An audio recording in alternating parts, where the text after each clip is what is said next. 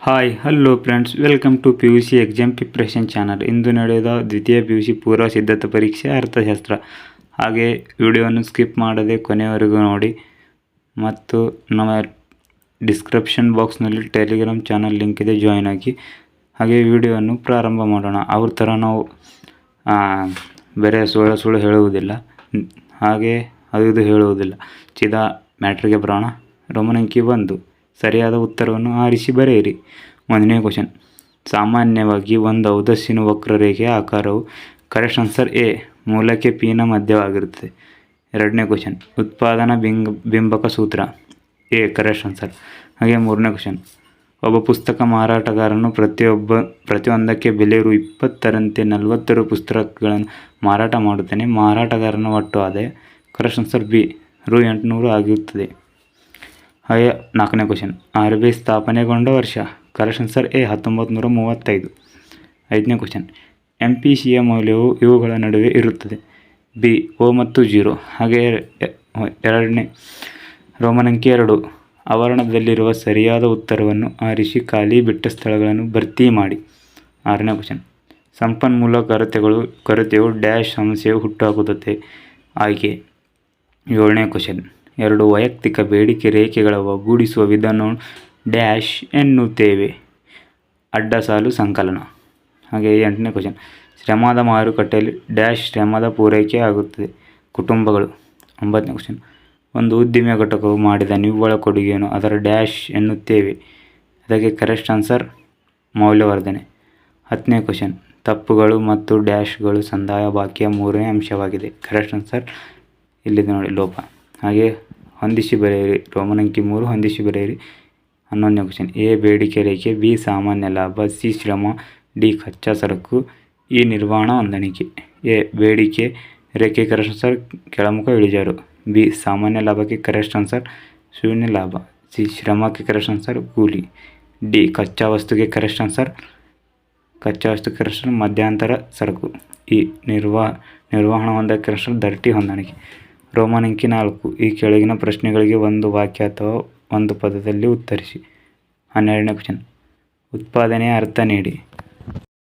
13ನೇ question. ತಂತ್ರಜ್ಞಾನ ಪ್ರಗತಿಯಿಂದ ಉದ್ಯಮ ಘಟಕದ ಪೂರೈಕೆ ರೇಖೆಯು ಯಾವ ಕಡೆಗೆ ಪಲ್ಲಟಗೊಳ್ಳುತ್ತದೆ. 14ನೇ ಕ್ವಶನ್. ಆಡಮ್ ಸ್ಮಿತ್ ರವರ ಪ್ರಸಿದ್ಧ ಕೃತಿಯನ್ನು ಹೆಸರಿಸಿ. 15ನೇ ಕ್ವಶನ್. ಡಿಜಿಟಲ್ ವ್ಯವಹಾರಗಳಿಗೆ ಯಾವುದಾದರೂ ಒಂದು ಉದಾಹರಣೆ ನೀಡಿ. 16ನೇ ಕ್ವಶನ್. GSTಯನ್ನು ವಿಸ್ತರಿಸಿ. 12ರಿಂದ 16ರೊಳಗೆ ಆನ್ಸರ್ ನೋಡೋಣ. 12ನೇ ಕ್ವಶನ್ಗೆ ಆನ್ಸರ್ ಉತ್ಪಾದನೆ ಎಂದರೆ ಸರಕು ಮತ್ತು ಸೇವೆಗಳ ಸೃಷ್ಟಿಸುವ ಪ್ರಕ್ರಿಯೆ. ಹಾಗೆ 13ನೇ ಕ್ವಶನ್ಗೆ ಆನ್ಸರ್ ಬಲಕ್ಕೆ ಅಥವಾ ಬಾಹ್ಯಕ್ಕೆ. ಹಾಗೆ 14ನೇ ಕ್ವಶನ್. ಆಡಮ್ ಸ್ಮಿತ್ ರವರ ಪ್ರಸಿದ್ಧ ಕೃತಿಯನ್ನು ಹೆಸರಿಸಿ. ಇದಕ್ಕೆ an enquiry into the nature and excess wealth of nation. ಹಾಗೆ 15ನೇ ಕ್ವಶನ್ಗೆ ಕರೆಕ್ಟ್ ಆನ್ಸರ್. ಹಾಗೆ ಇದು ಕನ್ನಡದಲ್ಲಿ ಏನಂತಾರೆ ಸಹ ಕಾಮೆಂಟ್ ಮಾಡಿ. ಹಾಗೆ 15ನೇ ಕ್ವಶನ್ಗೆ ಕರೆಕ್ಟ್ ಆನ್ಸರ್ ಆನ್ಲೈನ್ ಶಾಪಿಂಗ್ ಉದಾಹರಣೆ ಅಮೆಜಾನ್, ಫ್ಲಿಪ್ಕಾರ್ಟ್, ಮೀಶೋ ಯಾವುದಾದರೂ ಒಂದು. ಹಾಗೆ GSTಯನ್ನು ವಿಸ್ತರಿಸಿ. ಗೂಡ್ಸ್ ಆ್ಯಂಡ್ ಸರ್ವಿಸ್ ಟ್ಯಾಕ್ಸ್ ಸರಕು ಮತ್ತು ಸೇವೆ ತೆರಿಗೆ. ಹಾಗೆ 2 ಅಂಕದ ಪ್ರಶ್ನೆಗಳು ನೋಡೋಣ. ಹಾಗೆ ಭಾಗ ಬಿ ರೋಮನ್ ಅಂಕಿ 5. ಈ ಕೆಳಗಿನ ಯಾವುದಾದರೂ 6 ಪ್ರಶ್ನೆಗಳಿಗೆ ಪ್ರತಿಯೊಂದಕ್ಕೂ 4 ವಾಕ್ಯದಲ್ಲಿ ಉತ್ತರಿಸಿ. ಇದರಲ್ಲಿ ಬರುವ ಇಂಪಾರ್ಟೆಂಟ್ ಆಗಿದೆ. ಹಾಗೆ ಆನ್ಯುವಲ್ಗೂ ಸಹ ಬರುತ್ತದೆ. 17ನೇ ಕ್ವಶನ್. ಸೂಕ್ಷ್ಮ ಮತ್ತು ಸಮಗ್ರ ಅರ್ಥಶಾಸ್ತ್ರದ ನಡುವಿನ ವ್ಯತ್ಯಾಸವನ್ನು ತಿಳಿಸಿ. 18ನೇ ಕ್ವಶನ್. ಕೆಳದರ್ಜೆಯ ಸರಕುಗಳೆಂದರೇನು, ಉದಾಹರಣೆ ಕೊಡಿ. 19ನೇ ಕ್ವಶನ್. ಪ್ರತಿಫಲಗಳ ಪ್ರಮಾಣದ ವಿಧಗಳನ್ನು ತಿಳಿಸಿ. 20ನೇ ಕ್ವಶನ್. ಸದಾವಕಾಶ ವೆಚ್ಚದ ಅರ್ಥವನ್ನು ಉದಾಹರಣೆಗೆ ಸಹಿತ ಬರೆಯಿರಿ.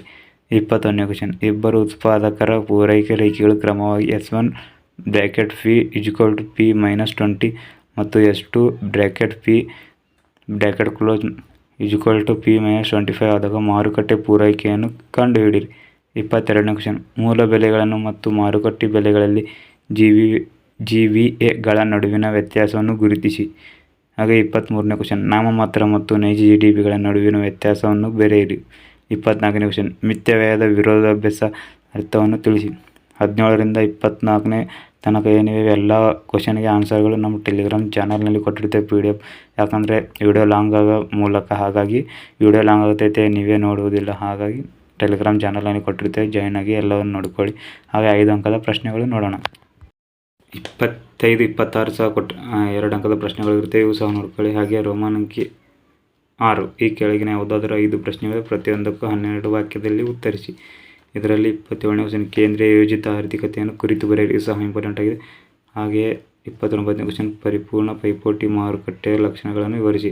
ಯಾನ್ವರ್ಗೂ ಸಹ ಬರೋ ಸಾಧ್ಯತೆ ಇದೆ. ಹಾಗೆ 30ನೇ ಕ್ವಶನ್ ಬಂಡವಾಳಶಾಹಿ ದೇಶದ ಆರ್ಥಿಕತೆಯ ಕಾರ್ಯವೈಖರಿಯನ್ನು ವಿವರಿಸಿ. ಇದು ಸಹ ಇಂಪಾರ್ಟೆಂಟ್ ಆಗಿದೆ. ಹಾಗೆ 32ನೇ ಕ್ವಶನ್ ಹಣದ ಬೇಡಿಕೆ ವ್ಯವಹಾರದ ಉದ್ದೇಶವನ್ನು ಕುರಿತು ಬರೆಯಿರಿ. 33ನೇ ಕ್ವಶನ್ ಹೂಡಿಕೆ ಬಿಂಬಕದ ರೇಖಾಚಿತ್ರದೊಂದಿಗೆ ವಿವರಿಸಿ. 34ನೇ ಕ್ವಶನ್ ಸರ್ಕಾರ ಮುಂಗಡ ಪತ್ರದ ಪಟವನ್ನು ಬರೆಯಿರಿ. ಇದು ತುಂಬ ಇಂಪಾರ್ಟೆಂಟ್ ಇರುತ್ತದೆ. 35ನೇ ಕ್ವಶನ್ ವ್ಯಾಪಾರ ಬಾಕಿ ಪರಿಕಲ್ಪನೆಯನ್ನು ಕುರಿತು ಬರೆಯಿರಿ. ಭಾಗ ಡಿ. 36ನೇ ಕ್ವಶನ್ ಇಳುಮುಖ ಸೀಮಾಂತ ತುಷ್ಟಿಗುಣ ನಿಯಮವನ್ನು ಕೋಷ್ಟಕ ಮತ್ತು ರೇಖಾಚಿತ್ರ ಸಹಾಯದಿಂದ ವಿವರಿಸಿ. ಇದು 6 ಅಂಕಕ್ಕೆ ಫಿಕ್ಸ್ ಇದೆ ಆ್ಯನ್ವಲ್ಗೂ ಸಹ. ಹಾಗೆ ಇದು ಸಹ ನೋಡ್ಕೊಳ್ಳಿ. 38ನೇ ಕ್ವಶನ್ ಸಮಗ್ರ ಆರ್ಥಿಕ ಅನ್ಯೂನ್ಯತೆಗಳನ್ನು ವಿವರಿಸಿ. ಹೋದ ವರ್ಷ ಸಹ ಕೊಟ್ಟಿದ್ದಾರೆ. ಹಾಗೆ ಇದು ನೋಡೋಣ. ಈ ಕೆಳಗಿನ ಯಾವುದಾದರೂ 2 ಕಾರ್ಯಭಾರಿ ನಿಯೋಜಿತ ಆಧಾರಿತ ಪ್ರಶ್ನೆಗಳನ್ನು ವಿವರಿಸಿ. ಇದು ನೋಡ್ಕೊಳ್ಳಿ. ಒಬ್ಬ ಅನುಭೋಗಿ 2 ಸರಕುಗಳನ್ನು ಅನುಭೋಗಿಸಲು ಬಯಸಿದ್ದ. X1 ಸರಕಿನ ಬೆಲೆ Rs15 ಮತ್ತು X2 ಸರಕಿನ ಬೆಲೆ Rs25 ಆಗಿದೆ. ಅನುಭೋಗಿಯ ಆದಾಯ Rs300 ಆಗಿದ್ದಾಗ ಈ ಕೆಳಗಿನವುಗಳೇ ಉತ್ತರಿಸಿ. ಇದು ಸಹ ಇಂಪಾರ್ಟೆಂಟ್ ಆಗುತ್ತೆ. ಇದು ಸಹ ನೋಡ್ಕೊಳ್ಳಿ. ಹಾಗೆ ಇದು 43ನೇ ಕ್ವಶನ್ ಸಹ ನೋಡ್ಕೊಳ್ಳಿ. 42ನೇ ಸಹ ನೋಡ್ಕೊಳ್ಳಿ. ಎಲ್ಲಾದರೂ ತಪ್ಪಿದರೆ ಕ್ಷಮಿಸಿ. ಧನ್ಯವಾದಗಳು.